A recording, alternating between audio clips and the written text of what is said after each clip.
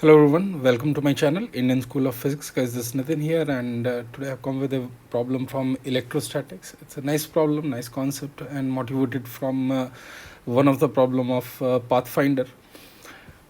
So here it is lonely cylindrical arc, as you can see, and its length is very large compared to the radius of it, and its subtending angle of theta naught at the center. This is the 3D view here, and this is the side view. You can see if you observe from here, so you can see this is the arc, and it is non-uniformly charged with the sigma is equal to sigma naught sine theta. So variable charge density is given, surface charge density. And the problem statement is find the flux passing through the plane containing the center of the cylinder as shown due to the non-uniformly charged cylindrical arc as shown. So this is the plane. Through this plane we have to calculate flux due to this circular arc. Alright, so let's discuss the solution part of it. Now cylindrical arc can be treated as a collection of many long wires placed along the placed on a circle of radius r, and since the plane lies in the diameter plane as shown, so here we can take something like this, as if there are many wires are placed. There are many wires are placed, and here through this plane we have to calculate the flux. So we'll try to go to the geometry part of it. Let's see field due to wire. So let's say this wire is into the plane, so field lines will be in this direction, and you will be knowing the formula also. It is lambda by 2 pi epsilon naught r. So similarly here, if I take one such wire in this case, so all the field lines will be in this plane, and they will be crossing the cylindrical plane. So these are the extreme field lines which will be passing through this, and since this is the semicircle, this angle is going to be 90.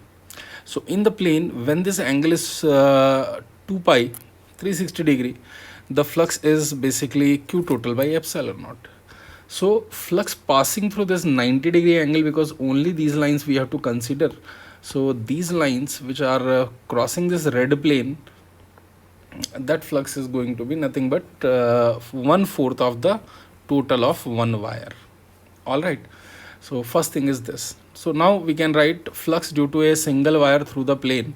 So I can write it is nothing but, just now I have told, phi of wire, it is 1/4 of this flux due to one wire.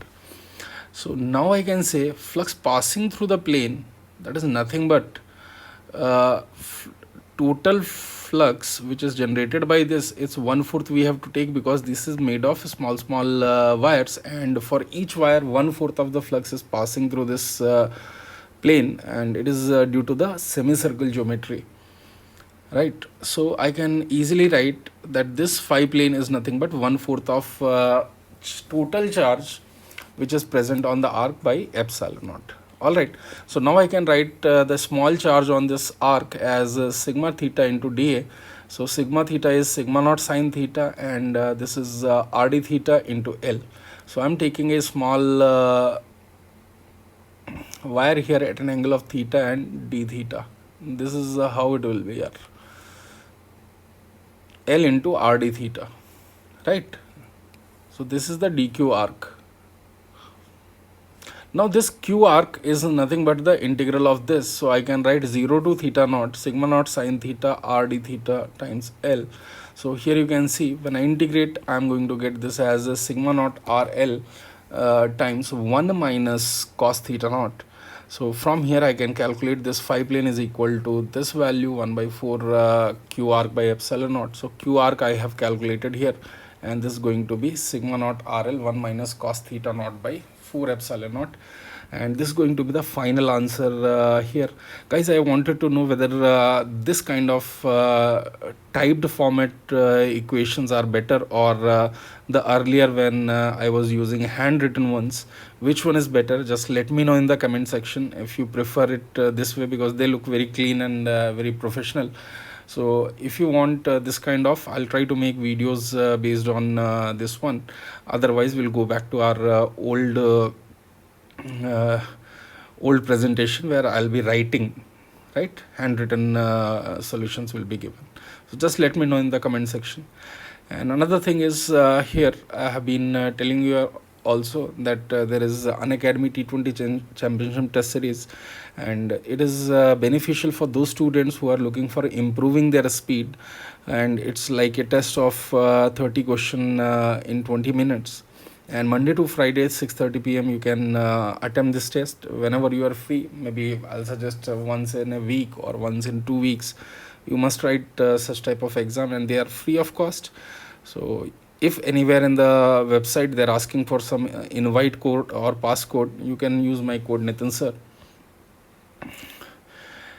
And another information is, guys, this Excel. There is one discussion with the top educators and the rankers, where they can guide you in your JEE preparation, and this is also free of cost. You can tune in for October 30th, 10 a.m. to 1:15 p.m. There will be two such sessions where you can talk to those teachers as well as the toppers of JEE Advanced 2021.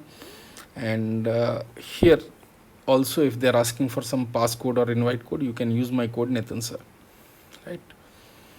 So that's it, guys. I hope you have enjoyed this solution and this problem. It's a very nice problem, and we can use this for force calculation as well. So if you have enjoyed this, please leave a like, share this video with others, and if you haven't subscribed my channel, please subscribe it. I'll be coming up very soon with another amazing problem. Thank you. Thanks for watching it.